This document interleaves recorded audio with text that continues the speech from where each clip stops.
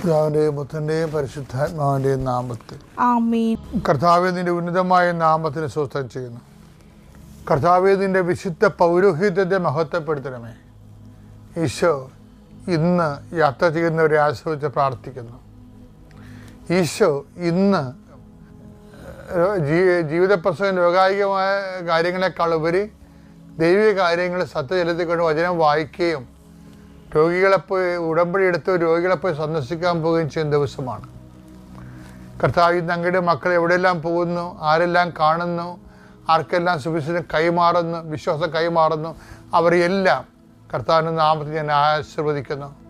കർത്താവ് ഇന്ന് പല പല കാര്യങ്ങൾക്ക് പല വിഷയങ്ങൾക്ക് വേണ്ടി ജീവിതത്തിൻ്റെ ഈ ആഴ്ച ചില ആൾക്കാർ പണി തിരക്കി പോകും. സാധാരണ ചെറുകിട ജോലി ചെയ്ത് ജീവിക്കുന്നവർ പണി തിരക്കി പോകും. നാളത്തെ പണിക്ക് തുടങ്ങാൻ വേണ്ടിയുള്ള കാര്യങ്ങൾ സെറ്റ് ചെയ്യാൻ വേണ്ടി പോകും. അതിനൊരു ചില തടസ്സങ്ങളൊക്കെ ഉണ്ടാവും.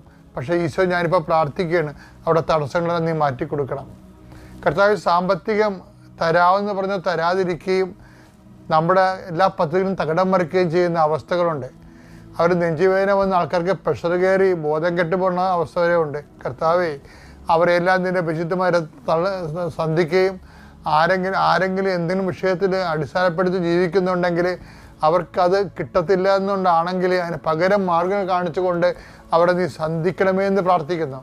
മനസ്സമ്മതവും കല്യാണവും അതുപോലെയുള്ള കാര്യങ്ങൾക്ക് വേണ്ടി തീർപ്പ് ചെയ്യാൻ വേണ്ടി പോകുന്നവരുണ്ട്. ഈശോയെ, ആലോചനയ്ക്ക് വേണ്ടി പോകുന്നുണ്ട്. കർത്താവ്, ആരെയും ചതിക്ക് വീഴാതിരിക്കാനും ശാശ്വതമായ ജീവിതത്തിലെ ദൈവമഹത്വത്തിൻ്റെ ജീവിതം അവർക്കുണ്ടാകാൻ വേണ്ടി അവർക്ക് വേണ്ടി പ്രാർത്ഥിക്കുന്നു. കർത്താവ്, നിത്യം പിതാവും പുത്രനും പരിശുദ്ധാത്മാവായ സർവ്വീശ്വരൻ നീക്കുവാമേ. അമ്മേ പരിശുദ്ധമ്മേ, അമ്മേ പരിശുദ്ധമേ, ദൈവമാതാവേ, കൃപാസനത്തിലൂടെ ഞങ്ങൾക്കും ഞങ്ങളുടെ ദേശത്തിനും അമ്മ മധ്യസ്ഥം തേടി തന്ന എല്ലാ അനുഗ്രഹങ്ങൾക്കും കൃപകൾക്കും ഞങ്ങളിപ്പോൾ ഹൃദയം നിറഞ്ഞ നന്ദി പറയുന്നു. അമ്മേ പരിശുദ്ധമേ, ദൈവമാതാവേ, 2004 ഡിസംബർ 7 തീയതി ഉച്ചകഴിഞ്ഞ് 2:30 കൃപാസനത്തിൽ സംഭവിച്ച അമ്മയുടെ പ്രത്യക്ഷപ്പെടലിനെ കുറിച്ച് തിരുസഭയ്ക്ക് സമർപ്പിച്ചിരിക്കുന്ന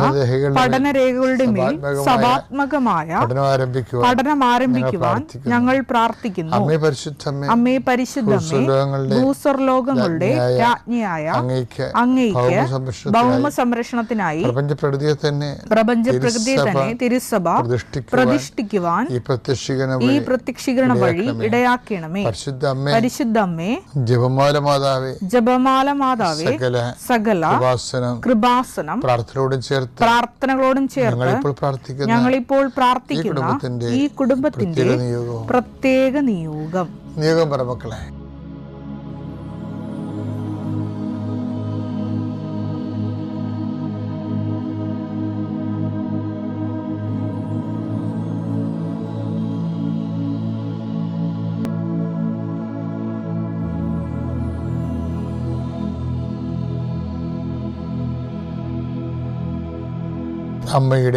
അമ്മയുടെ പ്രത്യക്ഷീകരണത്തിന്റെ ഈ അനുഗ്രഹവേളയിൽ ഞങ്ങൾക്ക് സാധിച്ചു തരുവാൻ കനിയണമേ.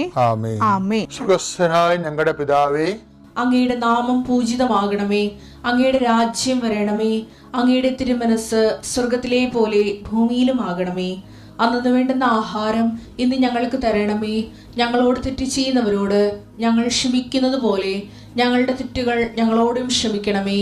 ഞങ്ങളെ പ്രലോഭനത്തിൽ ഉൾപ്പെടുത്തരുതേ, തിന്മയിൽ ഞങ്ങൾ രക്ഷിക്കണമേ. ആമേൻ. നന്മ നിറഞ്ഞ മറിയമേ, സ്വസ്തി, കർത്താവ് അങ്ങയുടെ കൂടെ സ്ത്രീകളിൽ അങ്ങ് അനുഗ്രഹിക്കപ്പെട്ടവളാകുന്നു. അങ്ങയുടെ ഉദരത്തിൻ ഫലമായി ഈശോ അനുഗ്രഹിക്കപ്പെട്ടവനാകുന്നു. പരിശുദ്ധ മറിയമേ, തമ്പുരാന്റെ അമ്മേ, പാപികളായ ഞങ്ങൾക്ക് വേണ്ടി ഇപ്പോഴും ഞങ്ങളുടെ മരണസമയത്തും തമ്പുരാനോട് അപേക്ഷിക്കണമേ. ആമേൻ. ഈശോ പറഞ്ഞ് പാവങ്ങൾ എപ്പോഴും നിങ്ങളുടെ കൂടെ ഉണ്ടാവും. നിങ്ങൾ പിന്നെ ചെയ്യാൻ പറ്റുന്ന കാര്യം അവരെ കരുതണമെന്നേ ഉള്ളൂ. അത് ആ വാക്ക് ഭയങ്കര, അതാണ് സഭയുടെ നിലപാടതാണ്. എന്താ വെച്ചാൽ മത്തായി 26:11 വാക്ക് പറയുന്നുണ്ട്. എന്താണ്? ദരിദ്രർ എപ്പോഴും നിങ്ങളോട് കൂടെ. ഏത് ഇസങ്ങൾ വന്നാലും ശരി, ദരിദ്രരെപ്പോഴും നിങ്ങളുടെ കൂടെ ഉണ്ടാകും. ഞാൻ കഴിഞ്ഞ മാസം ലണ്ടനിൽ ചെന്നപ്പോഴേ ഭയങ്കര ഗ്ലാസ് ആയിട്ടൊരു ടവറാണ് മുഴുവൻ ഉള്ളത്. ഭയങ്കര പക്ഷെ ആ ടവറിൻ്റെയൊക്കെ താഴെ ഓരോ കടയുടെയും വാതിക്കൽ ആൾക്കാരിങ്ങനെ പൊതിച്ചു മൂടി ധർമ്മക്കാർ കിടപ്പുണ്ട്. ഫോട്ടോ എടുക്കണ ശരിയല്ലല്ലോ, ആ രാജ്യത്തെ അപമാനിക്കണ തുല്യമാണ്. ഞാൻ ഫോട്ടോ എടുക്കാൻ കൂടെയുള്ളവർ വേണ്ടി എടുത്തിട്ട് പോലും ഞാൻ എടുത്തില്ല. എനിക്ക് സങ്കടം വന്നു പോയി. ഇത്രയും മഹാനഗരങ്ങളിലെ ദരിദ്രർ. പക്ഷെ ഇപ്പോഴത് ഓർത്തപ്പോൾ ഭയങ്കര ഐഡിയ ആണല്ലോ ഈശോ പറഞ്ഞത്. ദരിദ്രർ എപ്പോഴും അഭയാർത്ഥികളായിട്ട് വന്നവരാണെങ്കിൽ എപ്പോഴും എങ്ങനെയെങ്കിലും നിങ്ങളുടെ കൂടെ ഉണ്ടാകുമെന്ന് കർത്താവിൻ്റെ വാക്കാണത്. പക്ഷെ ഞാനെപ്പോഴും നിങ്ങളുടെ ഉണ്ടായിരിക്കത്തില്ല എന്നുള്ളത് ശാരീരികമായിട്ടുള്ള കാര്യത്തിലാണ്. പക്ഷെ അതുകൊണ്ട് എന്താണ്, സ്ഥലങ്ങളൊക്കെ ഇങ്ങനെ മാറിപ്പോയാലും ഇനി ക്യാപിറ്റലിസത്തിൻ്റെ സമ്പദ് സമൃദ്ധി വന്നാലും അപ്പോഴിതുപോലെ അഭയാർത്ഥികൾ സൃഷ്ടിക്കപ്പെട്ടുകൊണ്ടിരിക്കും. കാരണം വെള്ളം അങ്ങനെയാണല്ലോ, എവിടെയെങ്കിലും കുടിച്ചെന്ന് ചാടുമ്പോൾ പിന്നെ അപ്പുറത്ത് വേലിയേറ്റ ഇപ്പുറത്തുണ്ടാകുമ്പോൾ ഒരു സ്ഥലത്ത് വേലി ഇറക്കം ഉണ്ടാകില്ല. ആ രീതിയിലാണ്. അതുപോലെയാണ് ഇത് വാട്ടർ ലെവലെന്ന് പറയണത്. അതുകൊണ്ട് സഭ സൃഷ്ടിക്കപ്പെട്ടപ്പോൾ സഭയ്ക്ക് കൊടുത്ത നിർദ്ദേശം എന്താണ്? പാവങ്ങൾ എപ്പോഴും നിങ്ങളുടെ കൂടെ ഉണ്ടാകും. അതുകൊണ്ട് പാവങ്ങളെക്കുറിച്ച് കരുതൽ വേണം. ഗലാത്യർ 2:10 പാവങ്ങളെക്കുറിച്ച് ചിന്ത വേണം എന്ന് മാത്രമേ, കരുതൽ വേണം. അതാണ്, ചിന്ത വേണം. ഇത് ആരോട് പറയാണെന്ന് അറിയാമോ? പത്രോസ് സഭയുടെ അടിസ്ഥാന ശീല പൗലോസിന് കൊടുക്കുന്ന നിർദ്ദേശമാണ്. ജാതി സഭകളിലാണ് അയാൾ അങ്ങനെ പ്രവർത്തിക്കുന്നത്. പക്ഷേ ഞങ്ങൾ പറഞ്ഞ ഇത്രയേ ഉള്ളൂ. ആ വചനം വായിച്ച് ഗലാത്യർ 2:10 പാവങ്ങളെപ്പറ്റി ചിന്ത വേണം എന്ന് മാത്രമേ, പാവങ്ങളെക്കുറിച്ച് ചിന്ത വേണമെന്ന് മാത്രമേ ഞങ്ങളോട് അവർ ആവശ്യപ്പെട്ടുള്ളൂ. പൗലോസ് പറഞ്ഞു, ഞങ്ങളോട് സഭ ആവശ്യപ്പെട്ടുള്ളൂ. അതുതന്നെയാണ് എൻ്റെ തീവ്രമായ താല്പര്യം. അതാണ് സഭയുടെ നിലപാടെന്ന് പറഞ്ഞത്. അതാണ് കാര്യം. ബാക്കിയെല്ലാം എന്താ സംഭവിക്കുന്നത്? ബാക്കി എങ്ങനെ വാളെടുത്താലും വാളാൽ തന്നെയാണ് തീരത്തുള്ളത്. ശാശ്വത പരിഹാരം ഉണ്ടാകത്തില്ലെന്ന് സഭയ്ക്കുന്ന പോലെ വളരെ വ്യക്തിമെനയുള്ള കാലികമായും കാലദേശ പ്രസക്തമായിട്ടുള്ള വളരെ കരുത്തുറ്റ നിലപാടാണ് സഭ ഈ വിഷയത്തിലെടുത്തിരിക്കുന്നത്. സഭയുടെ മക്കളും അങ്ങനെ തന്നെയാണ് എടുക്കേണ്ടത്. വിശ്വാസ പ്രമാണം. സർവശക്തനായ പിതാവും ആകാശത്തിന്റെയും ഭൂമിയുടെയും സൃഷ്ടാവുമായ ദൈവത്തിൽ ഞാൻ വിശ്വസിക്കുന്നു.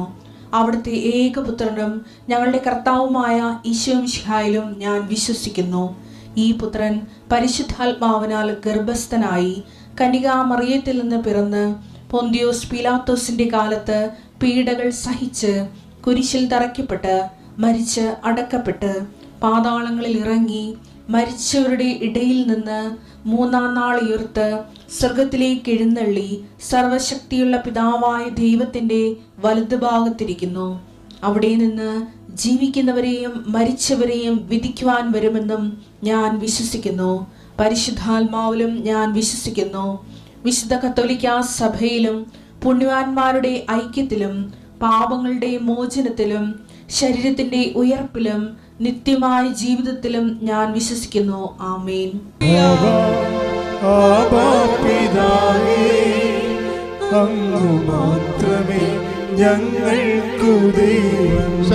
സന്തോഷത്തോടെ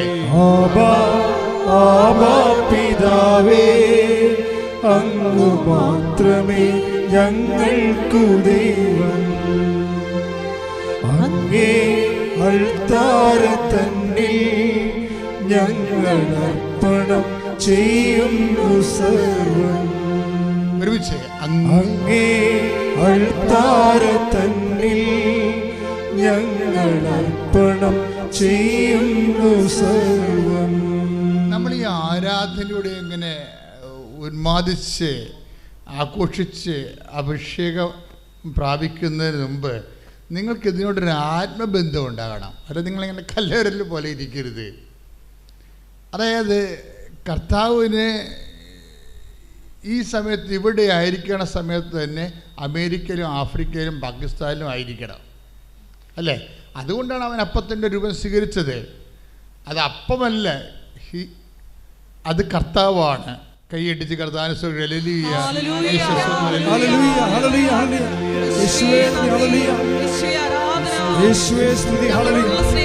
നന്ദി. ഉറുമ്പുകളോളം ചെറുതാവുന്ന അവിടുത്തെ സ്നേഹത്തെ വണങ്ങുന്നു ഞാൻ പ്രിയേ. കൈയടിച്ചുകൊണ്ട് ഒരുമിച്ച് പാടുക. അഭിഷേകത്തിന് അവകാശിയാണ്. പക്ഷേ അഭിഷേകത്തിൻ്റെ അവകാശം നേടുന്നത് ഒരു ആത്മജ്ഞാനത്തിലൂടെയാണ്. എന്താണ് ആത്മജ്ഞാനം എന്ന് പറയുന്നത്?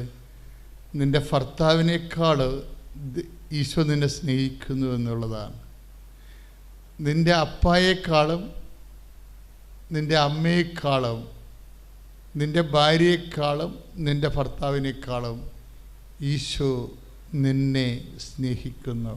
ഒന്ന് പറഞ്ഞേ, കൈ നെഞ്ചത്ത് വെച്ച് പറഞ്ഞേ, എൻ്റെ ജീവിത പങ്കാളിയേക്കാൾ ഞാൻ ഏറ്റവും കരുതുന്ന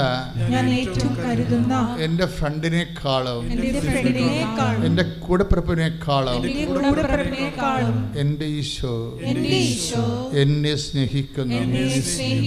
എൻ്റെ കർത്താവേ, അതിൻ്റെ ആഴം മനസ്സിലാക്കാൻ എൻ്റെ അന്തരംഗങ്ങളെ അങ്ങ് സ്പർശിക്കണമേ.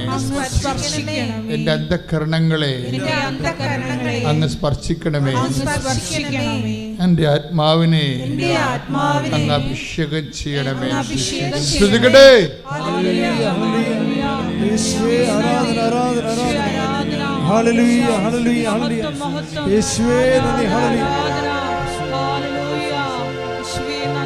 യേശുവേ നന്ദി. ഹല്ലേലൂയ യേശുവേ നന്ദി.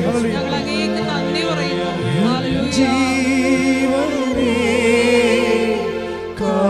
കാണും നീ വലിയതാണെനിക്ക്. എൻ ജീവനേ കാണും നീ വലിയതാണെനിക്ക്.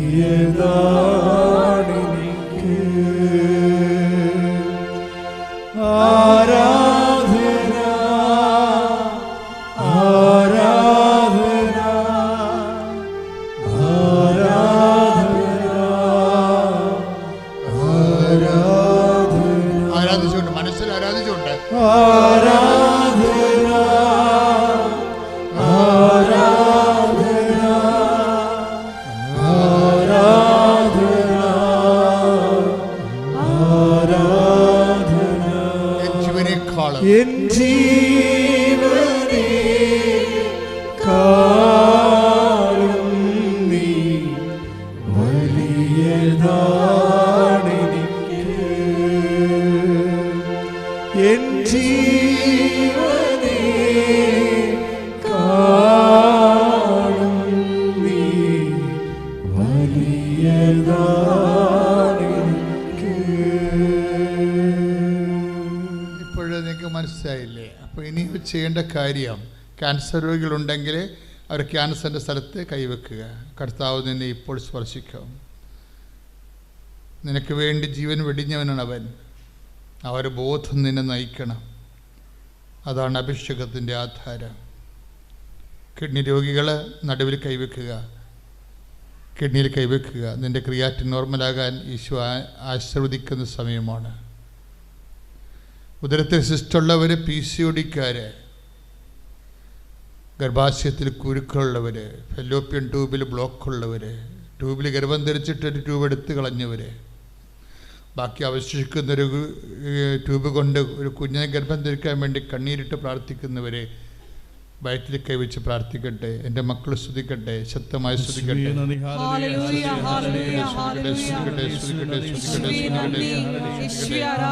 കർത്താവേ, ഞാൻ ഈ മക്കൾക്ക് വേണ്ടി പ്രാർത്ഥിക്കുന്നു. ഈശോ, അമ്മേ, പരിശുദ്ധമേ, ദേവമാതാവേ, എല്ലാവർക്കും വേണ്ടി മധ്യസ്ഥം വഹിക്കുന്നതിന് നന്ദി പറയുന്നു. ഇപ്പോഴാരെല്ലാം എവിടെയെല്ലാം വയറ്റിൽ കൈവച്ചുകൊണ്ട് പ്രാർത്ഥിക്കുന്നുവോ, വാസ്തവത്തിലും ഓൺലൈനിലും പ്രാർത്ഥിക്കുന്നവരെ കർത്താവേ ഈശോ നിന്റെ തിരുമുറിവാർന്ന ആണിപ്പെടുതാറുന്ന അത്ഭുതകരത്താൽ ഈശോയെ അവരെ സ്പർശിക്കണമേ. അടിപ്പിടർ പോലെ, വൈദാഘാതം പോലെ ദൈവികമായ ശക്തി ആരാധന പ്രസരിക്കട്ടെ. യേശുവിന്റെ നാമത്തില്, യേശുവിന്റെ നാമത്തില്, യേശുവിന്റെ നാമത്തിൽ സൗഖ്യം പ്രാപിക്കട്ടെ. ജീവനേക്കാൾ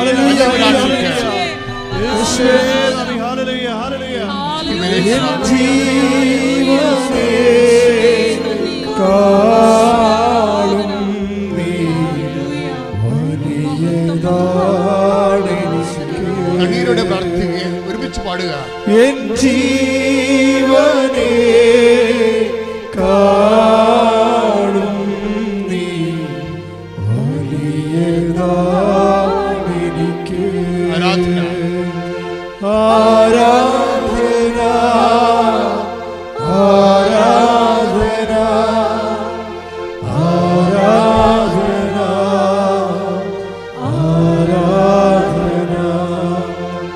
ആരാധന ആരാധന ആരാധന ആരാധന ആരാധന. മക്കളെ റീനിശ്ചയിറ്റ് ചെയ്യുന്നത് ദൈവത്തിൻ്റെ ഒരു പദ്ധതിയുടെ ഭാഗമാണ് പുനഃസ്ഥാപിക്കുക എന്നുള്ളത്. കൈ സൂക്ഷിച്ചു പോയ മകനോട് പറഞ്ഞില്ലേ, ഈശോ പറഞ്ഞ എന്താണ്? Stretch out your hands. അപ്പോൾ നമ്മൾ 2:3 അല്ലേ, മർക്കോസിൻ്റെ സുവിശേഷം, കൈ ജന്മനാ സൂക്ഷിച്ചു പോയ ആളാണ്. അയാളെ കണ്ടപ്പോൾ ഈശോ അയാൾ കർത്താവിനോട് സുഖപ്പെടുത്താമെന്നും പറഞ്ഞില്ല. പക്ഷെ കണ്ടപ്പോൾ കർത്താവിന് കരുണ തോന്നി പറഞ്ഞു, സ്ട്രെച്ച് ഔട്ട് യുവർ ഹാൻഡ്സ്, നിന്റെ കൈ നീട്ടാൻ പറഞ്ഞു. അപ്പം അയാൾ എന്നെ തിരിച്ചു പറഞ്ഞ്, അയാൾക്ക് ഞാൻ കൈ നീട്ടാൻ പറ്റത്തില്ലല്ലോ, അയാളുടെ കൈ ഇങ്ങനെ കുറുകി കൂടിയിരിക്കില്ലേ. ഐ കാൻ ജീസസ്, പറ്റണില്ല കർത്താവേ എന്ന് പറഞ്ഞു. പറ്റണില്ല കർത്താവേ. അത് വലിയ ഒരു അവസ്ഥയാണ് ശരിക്കും പറഞ്ഞാൽ. നമുക്ക് സുഖം പ്രാപിക്കാനൊക്കെ ആഗ്രഹമുണ്ട്, ആരും നമ്മൾ ചോദിക്കാനില്ല. പക്ഷേ നമുക്ക് എന്തെങ്കിലും ആനുകൂല്യം കിട്ടുമെന്ന് പറഞ്ഞാൽ, പക്ഷേ അതിൻ്റെ അടിസ്ഥാന കാര്യങ്ങൾ കൊടുക്കാൻ നമുക്ക് നമ്മുടെ കയ്യിലില്ല. It's a tragedy. അത് ഈശോ അഡ്രസ്സ് ചെയ്യുന്നുണ്ട്. That is our credit. അത് വെച്ച് കഴിഞ്ഞാൽ നിങ്ങൾക്കറിയാമല്ലോ, ഇപ്പോൾ ഒരു ബാങ്കുകാരെ നമുക്ക് ലോൺ തരാമെന്ന് പറഞ്ഞു വിചാരിച്ചു, അല്ലെ ഗവൺമെൻറ് തന്നെ നമുക്ക് സ്കീമിൽ പെടുത്തി വീട് വെച്ച് തരാം, 3-1 നിങ്ങൾ എടുക്കണമെന്ന് പറഞ്ഞു. അങ്ങനെയല്ലേ സ്കീമൊക്കെ വരണത് അല്ലേ? അടുത്തിടയ്ക്ക് കെട്ടിക്കാണിക്കണമെന്നൊക്കെ പറയും. അപ്പം അല്ലെങ്കിൽ സ്ഥലം നമുക്ക് വേണമെന്ന് പറയും. സ്ഥലം ഉണ്ടെങ്കിലേ വീട് തരത്തു. സ്ഥലവും വീടും തരത്തില്ലല്ലോ. സ്ഥലം ഉള്ളവർക്കാണ് വീട് കിട്ടുന്നത്. പക്ഷേ സ്ഥലവും ഇല്ലെങ്കിൽ എന്തു ചെയ്യും? അങ്ങനെ ഒരു മനുഷ്യനെയാണ് നമ്മൾ ഈ മർക്കോസിൽ കാണുന്നത്. എന്താ കാര്യം? ജന്മനായാൾക്ക് കൈ കുറുകിയിരിക്കുക. ഈശോയോട് എന്താ പറഞ്ഞിരിക്കുന്നത്? സ്ട്രെച്ച് ഔട്ട് യുവർ ഹാൻഡ്സ്, കൈ നീട്ടാൻ പറഞ്ഞ്. ജന്മന കുറുകി ഇരിക്കണതിൽ എങ്ങനെ നീട്ടാൻ പറ്റും? അത് ഞാൻ നിയോഗത്തിൽ വെക്കാത്തൊരു കാര്യമാണ്. നിയോഗങ്ങളിലെല്ലാം ഞാൻ വെച്ചിരിക്കുന്ന വിസയുമായി ബന്ധപ്പെട്ട കാര്യങ്ങളാണ്. ഒരിക്കലും ഞാൻ അവിടെ ചെന്നിട്ട് എനിക്കൊരു ജോലി കിട്ടണമെന്നോ ഒന്നും ഞാൻ പ്രാർത്ഥിച്ചിട്ടില്ല. പക്ഷെ 2 ആഴ്ച കൊണ്ട് ഞാൻ ഒട്ടും പ്രിപ്പയർ ചെയ്യാതെ 2 ആഴ്ച കൊണ്ട് എനിക്കൊരു ജോലി കിട്ടി. ഡിസംബർ 13-നായിരുന്നു അത്. പക്ഷേ എനിക്കത് ആക്സെപ്റ്റ് ചെയ്യാൻ പറ്റിയില്ല. വേറൊന്നുമല്ല, അവർ പറഞ്ഞു 2 വർഷത്തെ കോൺട്രാക്റ്റ് ഉണ്ട്. ഈ 2 വർഷത്തെ കോൺട്രാക്റ്റ് എനിക്ക് ആക്സെപ്റ്റ് ചെയ്യാൻ ഭയങ്കര ബുദ്ധിമുട്ടായിരുന്നു. കാരണം എൻ്റെ ഡ്രീം, എനിക്ക് അങ്ങോട്ട് പോകാൻ പറ്റത്തില്ലല്ലോ ഇത് ആക്സെപ്റ്റ് ചെയ്താൽ. 13-ാം തീയതി ഡിസംബർ 13-ന് ഈ ജോലി കിട്ടി. തിരിച്ചു വരുന്ന വഴിക്ക് എനിക്ക് ഭയങ്കര സന്തോഷമായിരുന്നു. ഈ നാട്ടിലും എനിക്ക് ജോലി കിട്ടി, ഇത് മാതാവ് തന്നതാണ്, അല്ലെങ്കിൽ ഒട്ടും പ്രിപ്പയർഡ് ആകാത്ത എനിക്ക് എങ്ങനെ ഇത് കിട്ടും എന്നൊക്കെ പറഞ്ഞ് ഭയങ്കര സന്തോഷമായിരുന്നു.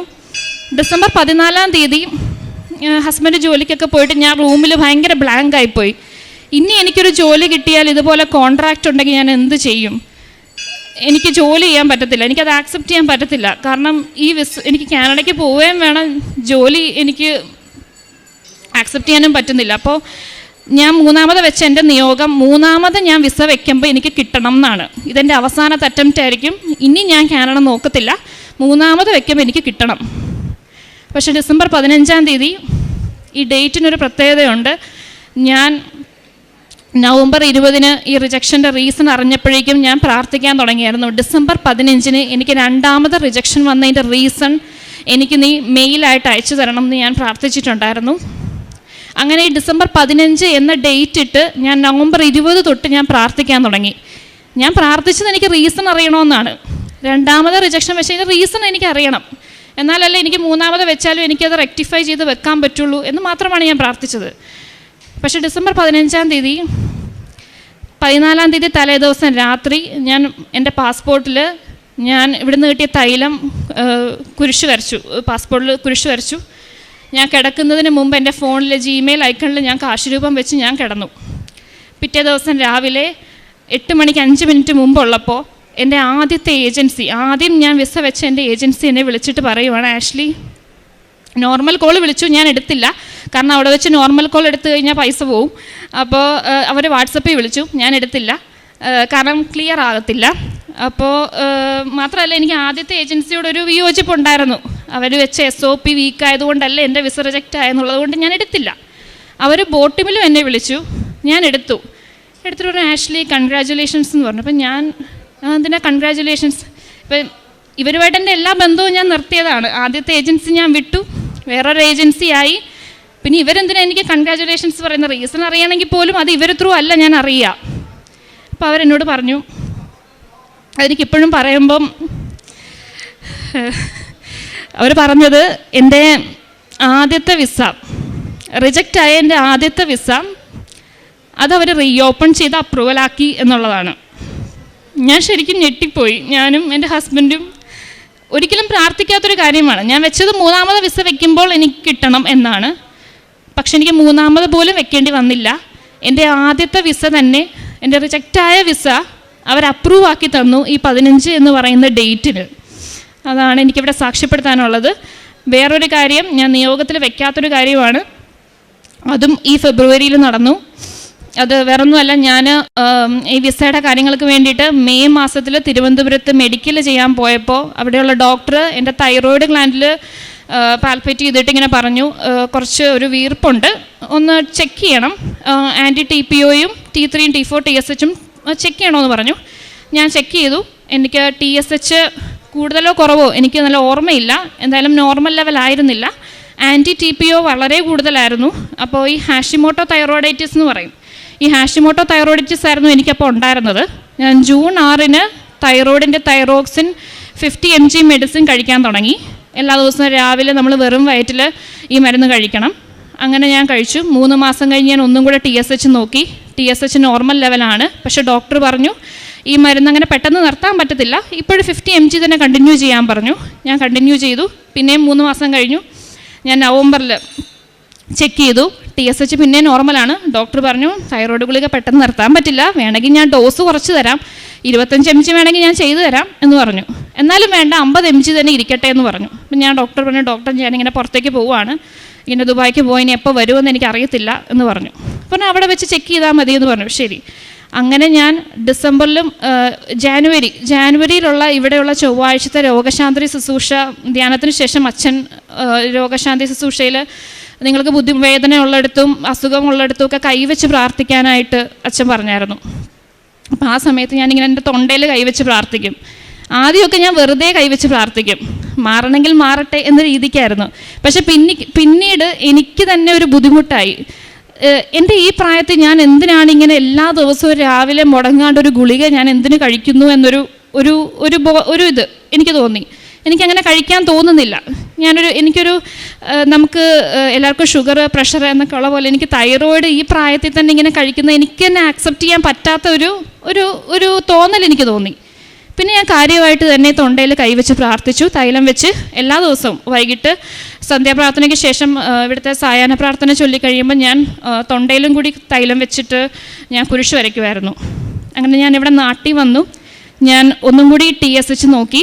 ഞാൻ നോക്കിയപ്പോൾ TSH ലെവൽ ഭയങ്കര കുറവ്. അപ്പം ഞാനിങ്ങനെ അമ്മയോട് ഇങ്ങനെ ഞാൻ പറഞ്ഞ് ഇപ്പോഴും ഓർക്കുന്നു, പക്ഷെ മാതാവ് എന്താ ഇങ്ങനെ ചെയ്തത്? ഞാൻ TSH എനിക്കിനി ഗുളിക കഴിക്കണ്ടെന്ന് പറഞ്ഞപ്പോഴേക്കും എൻ്റെ TSH ഭയങ്കരമായിട്ട് കുറഞ്ഞല്ലോ എന്നും പറഞ്ഞ് ഞാനിങ്ങനെ അമ്മയോട് പറഞ്ഞു. ഇങ്ങനെ മാതാവ് ചെയ്യേണ്ടതല്ലല്ലോ എന്ന് തന്നെ ഞാനിങ്ങനെ പറഞ്ഞു. പിറ്റേന്ന് ഞാൻ ഈ റിപ്പോർട്ടും കൊണ്ട് ഡോക്ടറിൻ്റെ അടുത്ത് ചെന്നപ്പോഴേക്കും ഡോക്ടർ പറഞ്ഞു, ആഷ്ലി ഇനി മരുന്ന് കഴിക്കണ്ട, ഇത് മരുന്ന് കഴിച്ച് കുറഞ്ഞു പോയതാണ്. എനിക്ക് അത്ര പോലും ചിന്തിക്കാനുള്ളൊരു ബോധം പോലും ആ സമയത്ത് ഉണ്ടായിരുന്നില്ല. TSH നോർമൽ ലെവലിൽ തന്നെ ആയിരുന്നെങ്കിൽ ഞാൻ ഈ ഡോസ് ഒന്ന് കുറച്ചിട്ട് പിന്നെയും കഴിക്കേണ്ടി വന്നേനെ. പക്ഷേ അത് നോർമലിൽ നിന്ന് വല്ലാതെ കുറഞ്ഞത് മരുന്ന് കഴിച്ച് കുറഞ്ഞു പോയതുകൊണ്ട് ഇനി മരുന്ന് കഴിക്കണ്ട എന്ന് ഞാൻ പ്രാർത്ഥിച്ചതുപോലെ തന്നെ എനിക്കിനി മരുന്ന് കഴിക്കണ്ട എന്ന് പറഞ്ഞതുപോലെ ഡോക്ടർ പറയുകയാണ് ചെയ്തത്.